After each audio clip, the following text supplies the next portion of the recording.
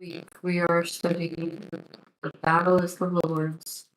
1 Samuel 17 through 18, 24 through 26. So we are in the Come Follow Me manual. All right. So will you the introduction to the section? Ever since the tribes of Israel had settled in the Promised Land, the Philistines had been an ongoing threat to their safety. The Lord had delivered them many times in the past, but now the elders of Israel demanded, "We will have a king to go out before us and fight our battles." So Saul was anointed king, yet when the menacing giant Goliath hurled his challenge to the armies of Israel, Saul, like the rest of his army, was greatly afraid. On that day it wasn't King Saul who saved Israel, but a humble shepherd boy named David, who was wearing no armor, but was clothed with impenetrable faith in the Lord.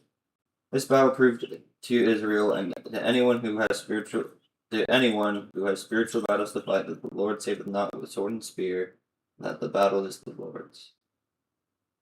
So is it God's design for us to put zero effort into the battle?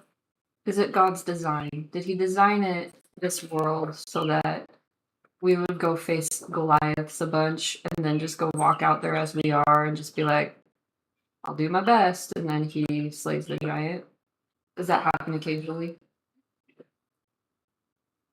Do you think that you could have mental peace in any way if your whole life was about slaying Goliaths?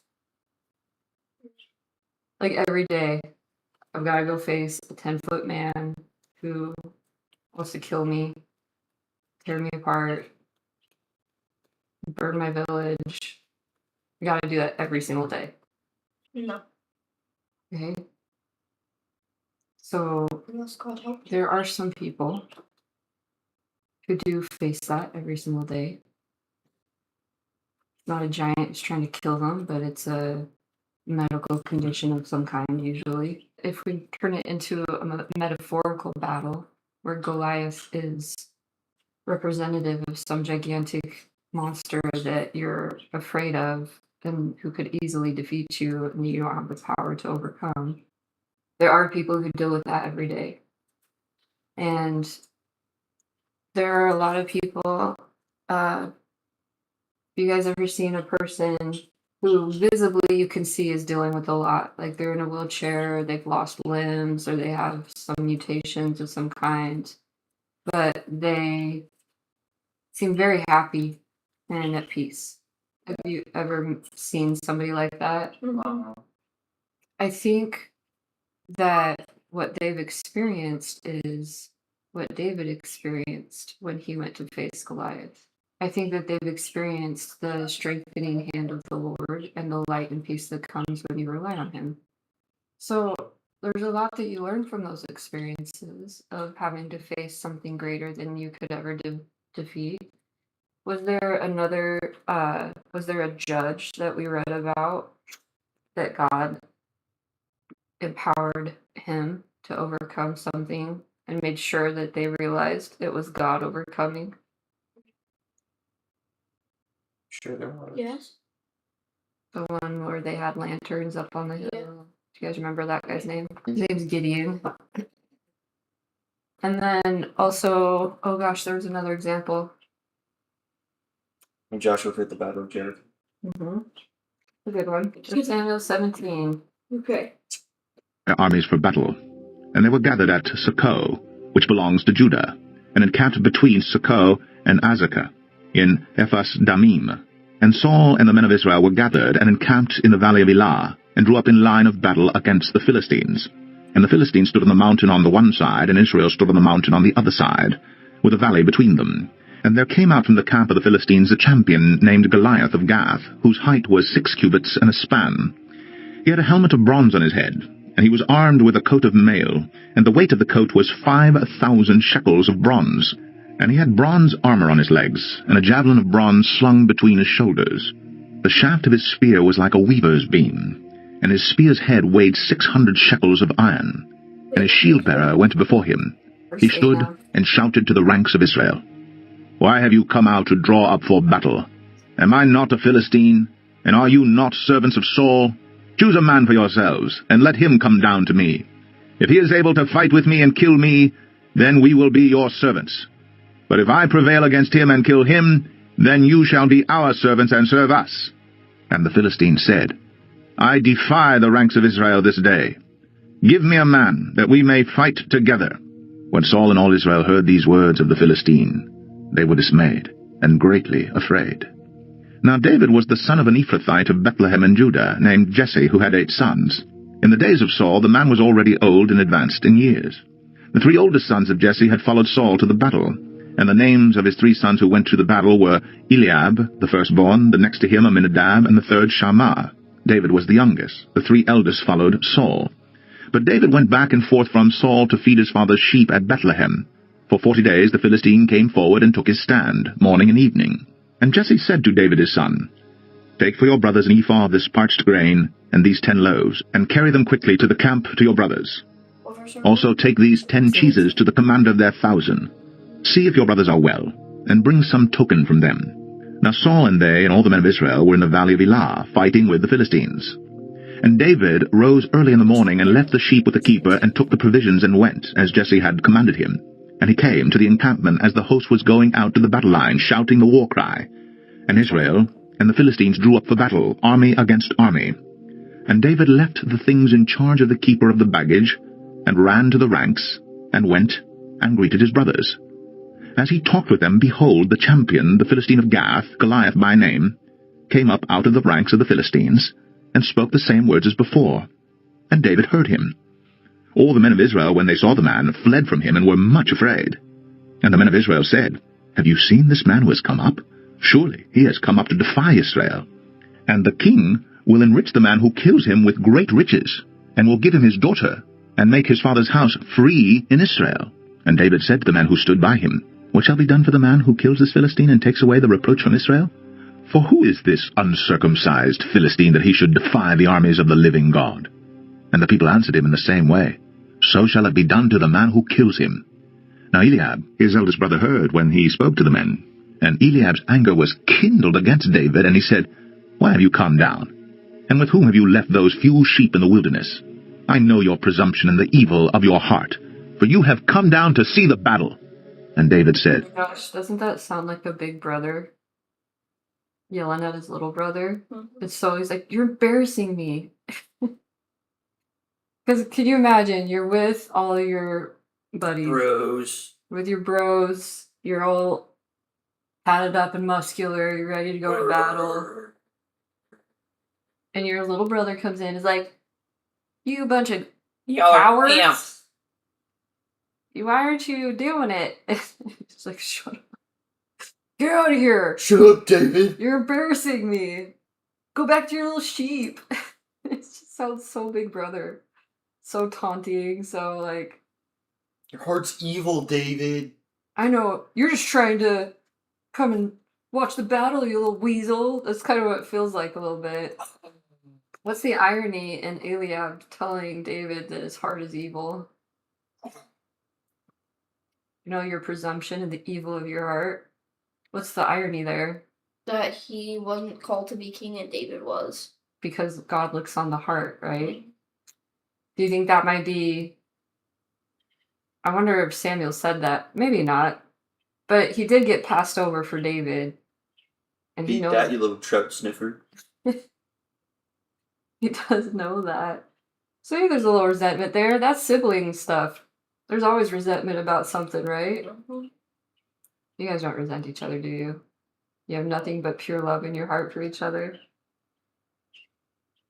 I think it is something that you can ponder, though, if you ever find yourself having an illogical amount of anger towards one of your siblings. Like, why am I so angry right now? Oh, yeah, that's because Samuel chose to be the king and not me. Well, it could be any old reason, but I think that if you were to look at your sibling as if you would look at a stranger and just examine them as a stranger would, you would probably discover that they're a lot better than you think they are. Maybe you have some resentments from living together for so long. maybe you have some resentments that are coloring your opinion of each other a little bit. And maybe if you look at them the way God looks at them, it will help you to think a little more like lovingly, admiringly, compassionately, and not so like Eliab here. In the King James version, it says, that he said, I know thy pride. What else does it say? Naughtiness. You're naughty, David. Know your pride and your naughty little heart. So that sounds like a big brother. Listen, you naughty little boy, go back to your sheep in the mountains. Which, I mean, he might be saying it in kind of a big brother way, but I mean, the reality is if your 12-year-old little brother came into a war camp and started shouting at all the soldiers, why are you guys so afraid of that giant over there? So you're God's people, he'll take care of you. I mean, who wouldn't be like, get out of here, go back to your sheep. You're not supposed to be here. You know, that is probably what's on everybody's minds. It's a very natural thing to think. But Dad told me I could. That's a very little brother thing to say. I don't know. There's some good family dynamics going on here. Oh my gosh. Here's verse 29. Makes me laugh. Boy. What have I done now? Was it not but a word? And he turned away from him toward another, and spoke in the same way. And the people answered him again as before. When the words that David So David's like, him toward another, and spoke in the what? What'd I say? And he just says it again. He's not listening to his big brother. All right, verse 31. same way. And the people answered him again as before. When the words that David spoke were heard, they repeated them before Saul, and he sent for him. And David said to Saul, let no man's heart fail because of him. Your servant will go and fight with this Philistine. And Saul said to David, you are not able to go against this Philistine to fight with him, for you are but a youth, and he has been a man of war from his youth. But David said to Saul, your servant used to keep sheep for his father, and where there came a lion or a bear, and took a lamb from the flock, I went after him, and struck him, and delivered it out of his mouth. And if he arose against me, I caught him by his beard, and struck him, and killed him. Your servant has struck down both lions and bears, and this uncircumcised Philistine shall be like one of them, for he has defied the armies of the living God. And David said, the Lord who delivered me from the paw of the lion and from the paw of the bear will deliver me from the hand of this Philistine. And Saul said to David, go, and the Lord be with you. Then Saul... So, why does David believe that he can be delivered from this Philistine? Because he was delivered by lions and bears. So, do you think that he would be saying and feeling these things if he hadn't fought a lion and a bear? I think that the reason that he experienced those things was so that he could know, so he could be prepared for this moment. So at the beginning, I asked you, do you think, how would your life go if every day was fighting a Goliath and you weren't prepared and you went out there and just had to fight him? Well, it isn't God's design to do that. But it is God's design that if you do have to go face a insurmountable problem every day, that he'll prepare you to do it. It's not going to just be like you're sitting here right now, you've never had any experience with this one thing, you walk out the door and all of a sudden it's in your face and you're completely unprepared to face it. One of the promises that God makes to his people, bless you, in his kingdom, and David is one of his people, he's one of the Israelites, right? Well, if you've been baptized into his kingdom, you're one of his people. And one of the things God promised is to protect you. And he doesn't mean he's going to keep you from experiencing anything hard, but he is going to not let it defeat you. And so he's going to help you overcome anything that comes by because he wants you to be strong. He doesn't want you to be a wimpy little person that sits inside and doesn't experience anything or grow or anything or change. He wants you to step outside and experience the world and go through hard things to teach you and grow you. but he doesn't want it to defeat you. And so he's going to prepare you to overcome those things that you're going to face. So if little David's a shepherd boy out in the mountains by himself, and a lion comes and snatches a sheep out of his flock, shepherds, of course, know that they're there to protect their flock. They know that there are dangers. But how many 12-year-old little boys are going to be like, yeah, I'll fight a lion? Not many. None of, like, probably run away from it, right? Hopefully just their presence would keep the lions away. That's what the thought probably is.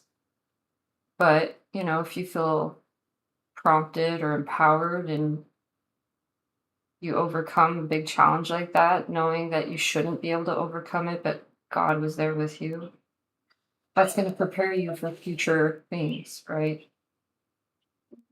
So sometimes you go through certain things. Like, I'd be terrified if I had to go fight a lion. It would probably traumatize me. And I'd probably never want to go out on the mountains again and shepherd. Be like, what if a bear comes? And then a bear comes, and then you go, okay, I can do, it feels like both a lion and a bear might have been necessary, because when you experience something really scary, it terrifies you. You're like, I don't ever want to experience that again. But then when you experience something like that again and you live through it, you go, all right, I guess I can do this. I guess I have the power through God, but I will not die. I can survive this. And you could grow resentful, and you could turn your back on God and be like, why are you doing this to me? Or you could believe that there's a purpose in all of these hard things you experience to help prepare you for the future. And believe that you're going to use the power that you gained from this experience for some future thing. And that could also scare you, like, oh no, what's this thing I'm going to experience? Or you could say, like David is saying, God will get you through it. You're his people. God will get you through it. And look at what happened to David. After he slays Goliath, he becomes one of the most famous kings who's ever lived on this earth. So there are greater things ahead for you. When you go through these things that prepare you for the difficulties that are inherent in that thing you have to do, you can still believe that there's something greater ahead for you that you're being prepared for. It could be preparing you in a lot of different ways. Your character, your skills, your spiritual strength. Sometimes we talk about how celebrities make bad choices, right? Well, the position that they're in has so many pitfalls. And if you're not spiritually prepared for that, you get swallowed up by it. What they're facing is actually one of the hardest trials a person can face. Having no limits on their behavior. If you have no consequences for your behavior at all, if everyone still loved you, even though you did what they're doing, would you choose not to do it? Probably not, because you don't know that you probably know wrong, but you're not getting punished for it, so you're like, oh. Right. So before you would be put into that position, you need to have a lot of spiritual strength and understanding. And I know that there have been members of the church who have thought that, oh, like, I love God and it won't get me. And then they're put in that position and they're overcome. It's not an easy position to be in. King? The king, yeah. Somebody with limitless power.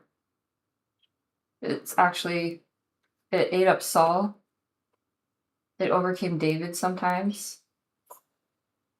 It's the only king that I know of is King Benjamin. Yeah. And maybe King Uzziah, his son. And then Jesus. There's just not very many kings or queens or people in those. Wait, Queen Esther, did it ever take her? Not that I know of. You're right. There's very few people who have ever lived who could handle that much power without it swallowing them up. And the only person who could do it perfectly is Jesus. That's why he says, don't have any king other than me. Because he's the only one who we can rely on, who puts us are, who wants to take care of us and not exploit us for his own gain. One of the reasons that people turn against God is because they look at him like a corrupt king who's just exploiting us to increase his own power. But that's not who God is. That's not his character. We can't compare him to mortal men. Okay. We're on verse 38. Saul clothed David with his armor. He put a helmet of bronze on his head, and clothed him with a coat of mail. And David strapped his sword over his armor, and he tried in vain to go, for he had not tested them. Then David said to Saul, I cannot go with these, for I have not tested them. So David put them off. Then he took his staff in his hand, and chose 5 smooth stones from the brook, and put them in his shepherd's pouch. His sling was in his hand, and he approached the Philistine. And the Philistine moved forward, and came near to David with his shield-bearer in front of him. And when the Philistine looked and saw David, he disdained him, for he was but a youth, ruddy and handsome in appearance. And the Philistine said to David, Am I a dog, that you come to me with sticks? And the Philistine cursed David by his gods. The Philistine said to David, Come to me, and I will give your flesh to the birds of the air, and to the beasts of the field. Then David said to the Philistine, You come to me with a sword, and with a spear, and with a javelin. But I come to you in the name of the Lord of hosts, the God of the armies of Israel, whom you have defied. This day the Lord will deliver you into my hand, and I will strike you down, and cut off your head. And I will give the dead bodies of the host of the Philistines this day to the birds of the air, and to the wild beasts of the earth, that all the earth may know that there is a God in Israel, and that all this assembly may know that the Lord saves not with sword and spear, for the battle is the Lord's, and he will give you into our hand. When the Philistine arose and came and drew near to meet David, David ran quickly toward the battle line to meet the Philistine. And David put his hand in his bag, and took out a stone, and slung it, and struck the Philistine on his forehead. The stone sank into his forehead, and he fell on his face to the ground. So David prevailed over the Philistine with a sling and with a stone, and struck the Philistine and killed him. There was no sword in the hand of David. Then David ran, and stood over the Philistine, and took his sword, and drew it out of his sheath, and killed him, and cut off his head with it. When the Philistines saw that their champion was dead, they fled. And the men of Israel and Judah rose with a shout, and pursued the Philistines as far as Gath, and the gates of Ekron, so that the wounded Philistines fell on the way from Sha'araim as far as Gath and Ekron. And the people of Israel came back from chasing the Philistines, and they plundered their camp. And David took the head of the Philistine, and brought it to Jerusalem. But he put his armor in his tent. As soon as Saul saw David go out against the Philistine, he said to Abner, the commander of the army, Abner, whose son is this youth? And Abner said, As your soul lives, O king, I do not know. And the king said, Inquire whose son the boy is. And as soon as David returned from the striking down of the Philistine, Abner took him, and brought him before Saul with the head of the Philistine in his hand. And Saul said to him, Whose son are you, young man? And David answered, I am the son of your servant Jesse, the Bethlehemite. So they're just walking around with Goliath's head under his arm. I was like, oh, my dad's Jesse, your servant. That's so gross. Different time. Different Check your decapitated heads at the door. You pick them up when you leave. Oh. Sorry, David, you can't bring your friend in. It's not my friend, it's mine. So, what do we learn about Goliath and his motives?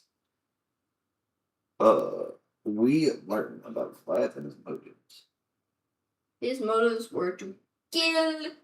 He wanted to take down Israel. Yeah. By showmanship and his extravagant gifts of deliciousness.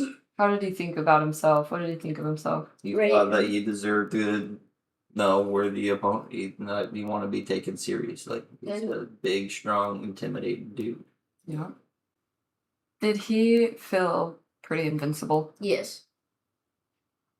People like him think that they're basically gods. Already immortal. he feels like he's above pretty much everyone else that he's ever met. And he's invincible. He's a god among men.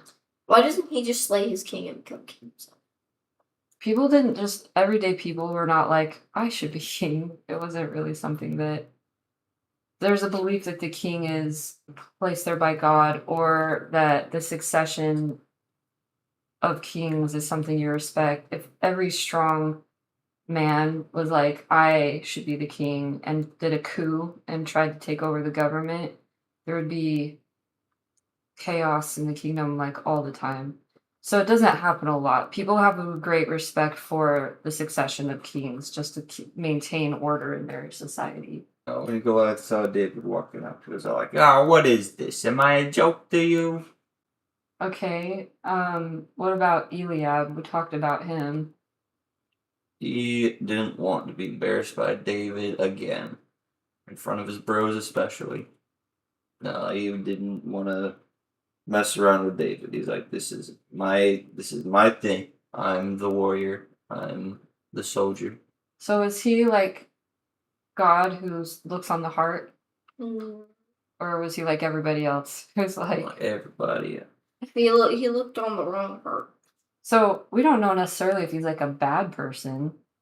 He's just a normal person, I would say. In the David movie, he was willing to kill his brother. Yeah, he was kind of evil. He was kind of sus in that movie. But we don't know that that's what he was like. All we really know is that he was not faithful enough to God to be anointed the king. And we know that he thought of David as an annoying little pest. I mean, is that evil? No. Because, like, nobody in the kingdom except for David was ready to become king. Right. And even he failed at it at some point. Okay, what about Saul? What was Saul like here? He was a leader at the end of his rope. And he didn't consider that God would help him out. Not something that went through his head. But he did send David out there. Just because I think he knew the power of God, he just didn't have the faith himself. Right. But he saw someone who had faith, and I think he knew that would be a good thing. He was probably like, maybe it'll work, right? He does know the power of God. I think like when he saw David, he's like, I remember that. Maybe, yeah. Sorry, Nanny, go ahead. I feel like he wouldn't just trust it on maybes. Well, after 40 days of being in this predicament, and he's too scared to go face him, and everyone's too scared to go face him, I think that a glimmer of a possibility he's gonna go with.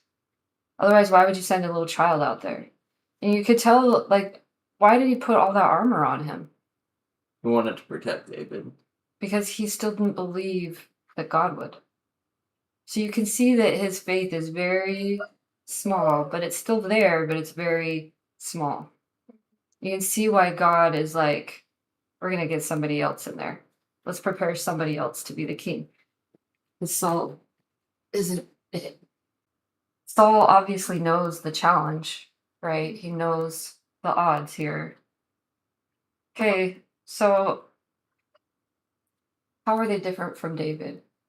Who? All those Goliath, Eliab, and Saul. None of them really, like, David was like, God, the battle was in God's hands.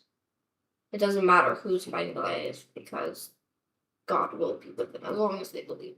And everybody else was like, His faith is what overcame all these challenges, right? Just imagine the whole interaction. Everyone is just going while David's talking. Literally everyone around him is just blowing raspberries. That's how they feel inside, yeah. So instead of the big speech that Goliath gave, he's just like. When I taught about David being anointed in my primary class, I showed the pictures of the illustrated story. And so there's pictures of Eliab and Shammah and Abinadab, the older brothers. And they look like these big, strong dude bros. Horrible. And then it showed little David in his little skinny, pasty body, and he just looked like a little boy. And they're like, "That's David. Why does he look like that?" Like they just were like so like that's not what David looked like to them, you know. In their minds, David was different than that, which made me laugh because it was like, yeah, he's just a little boy. Like he's not a big, strong looking warrior or cool looking bro. It does say he's good looking in there, but I imagine David from the David movie. Those women find me uncommonly, uncomfortably good looking. so it really does strike that difference in physicality, you know. Yeah, it really emphasizes that God can overcome your challenges and he looks on your heart, and what you look like on the outside doesn't really matter, you know. Goliath and David couldn't be more different from each other on the outside, but God, when you're yoked with God to any challenge, he makes up the difference. As long as you're also trying to pull, he's going to make up the difference in what you're capable of. So, what does David's example teach you about facing the adversity in your story, in your life? Does God want you to succeed? Yes. Do you ever face things that sometimes that you feel like there's no way that this is going to work out? Yes. So David wasn't just going out there like, come on, lions. He wasn't out there to prove that he could overcome lions. He was just doing his job. And he knew it was right to try to protect his flock, and God gave him the power to do that. He wasn't out there trying to live his story of David the lion hunter, right? If you're doing your calling on this earth, and if you're engaged in a good work, God will empower you to complete it, to be successful in it. Mm-hmm. And sometimes being successful in it doesn't mean like so Donald Trump was born wealthy, but when he went off to become his own man, be an entrepreneur in his own right, he failed a lot. He went bankrupt a couple of times. So it might look like he was not being prospered or was not successful. But you look down the road of his life and yeah, he's successful, he's fine. So you can't always measure success by your financial success. So how does the Lord want you to view your challenges? These things that come up that challenge you. As opportunities. So when you're suffering, it's hard to feel positive emotions, to feel joy, excitement, trust, hope. Those kind of things you have to reach for and you have to hold on to. They're not going to come naturally. So when you're going through something, how do you show God that you trust him to write your story? By doing what we were told. Well, what do you do? Yes, but that's on the external. Like doing something is external. People who hate God can do stuff that they're told, right? So internally, what can you do inside of you as you go through stuff? Show love. Have faith. Have faith. I got faith. So prayer and showing love, those are external things still. But internally. But if you show love to God, but you hate him, then you're not showing love to God. What? So you want to feel love, right? Yes. So maybe your angst and your resentment or your disgruntlement, you could change into love. Ask him to change into love. Because again, when you're suffering, it's really hard to feel positive emotions. You can try to be faithful. You can try to be loving. I like that. Don't give up. Yeah. I think that's the number one thing. Don't give up and turn away. All right. Love you guys. What do you You do? too.